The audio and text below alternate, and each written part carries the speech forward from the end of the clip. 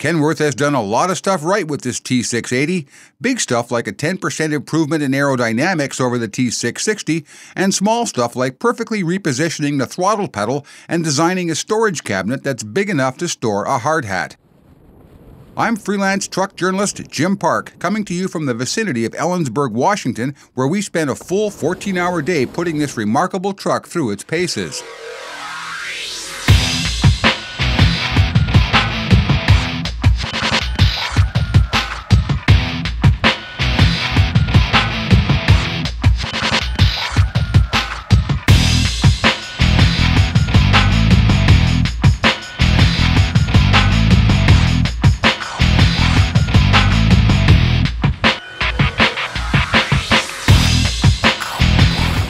In part one of our video series, we spent much of our time looking at the truck's ride and handling. As you just saw, we also gave the Cummins ISX and the Eaton Ultra Shift Plus a darn good workout on those 5 and 6% grades on Interstate 82 south of Ellensburg. In part two, I'm taking you up close and personal with the T680, highlighting some of the new design features that make this, in my opinion, one terrific truck. Let's start with the cab itself. It's made of stamped aluminum, which is something new for Kenworth. That required a whole new manufacturing process. Its highly tooled design provides greater consistency in manufacturing, which means greater consistency in the finished product. The doors feature a swing-in hinge rather than the traditional piano hinge. That gave engineers more latitude in the hinge placement, and that led to a number of other design improvements. The mechanical clutch linkage is gone. It's replaced by an air-assisted hydraulic linkage. The feel is just right. The clutch brake is still down at the bottom of the pedal throw where you expect it, and it takes a whole lot less force to push the pedal down. With the mechanical clutch linkage out of the way, engineers were able to reposition the driver's seat, moving the driver's hips upward and forward for a better, more comfortable driving position and more interior space. Kenworth engineers also talked to a lot of body shop technicians to identify areas on the rear of the sleeper that sustain a lot of minor damage from backing jackknife mishaps. They then redesigned the rear corners of the sleeper to make it easier and less costly to repair. A new two-piece bumper, a 3-section hood, and a new sleeper side panel design all help keep repair costs down. One of the features Kenworth seems particularly proud of is this cool swiveling table. In this position, it's out of the way, making more room in the sleeper and between the seats. But swiveled over to the center, it becomes a well-positioned desk and eating table.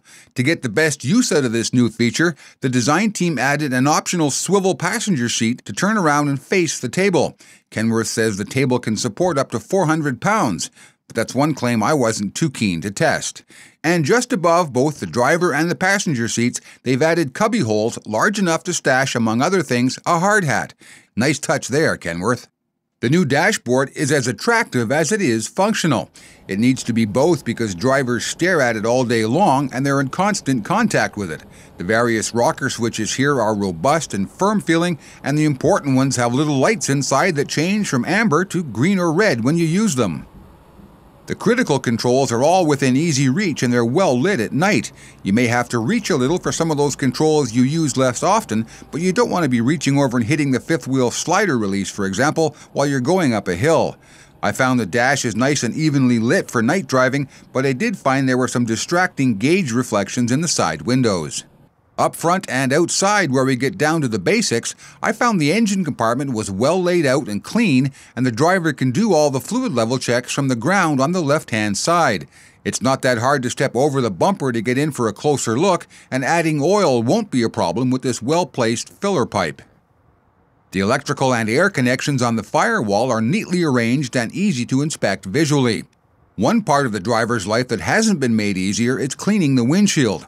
And here's a criticism I'll level at all truck makers. It's difficult and possibly dangerous to climb up onto the front wheels in order to get your squeegee to the center of the windshield. And the lack of a handhold and foot placement make climbing up onto the truck a tricky exercise. I'd gladly give up the 0.03% in aerodynamic drag a handle on the hood cowl might create in order to keep a driver from taking a header off of a wet steer tire.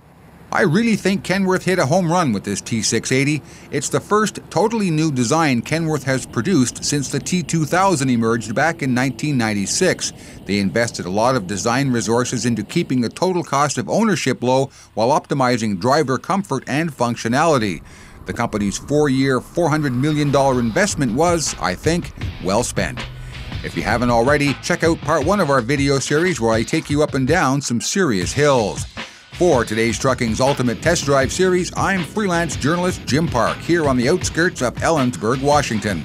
Drive safe and keep your revs down.